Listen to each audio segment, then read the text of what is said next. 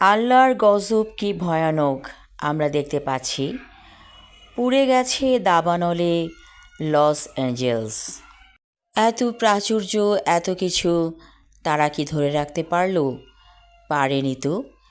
যখন আল্লাহর গজব পড়বে তখন এমনই হবে। প্রকৃতিতে যখন বিপর্যয় আসে ঠিক এমন করেই আসে। মানুষ ভাবতেও পারে না কখন কি হয়ে যায়। এই তো হচ্ছে মানুষের জীবন। টাকা পয়সা ধন দৌলত সব ধুলায় নিমেষেই মিশে যায় আল্লাহর হুকুমে।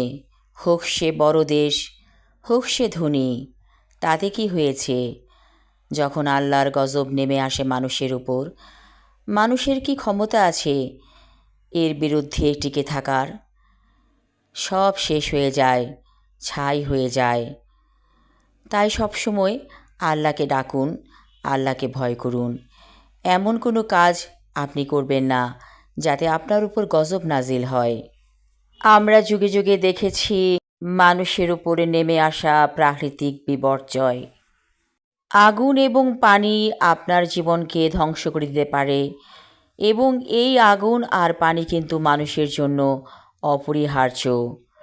তাই সবসময় আল্লাহকে আমাদের ভয় করতে হবে। আল্লাহকে যারা ভয় পায়, আল্লাহর নিয়ম নীতি মেনে চলে, তাদের উপর আল্লাহর রহমত বর্ষিত হয়। তবে সবার জন্য আমাদের দোয়া করতে হবে, সবাই যেন ভালো থাকে, সুস্থ থাকে। পৃথিবীর সব মানুষের প্রতি শান্তি বর্ষিত হোক, এই শুভকামনা করছি।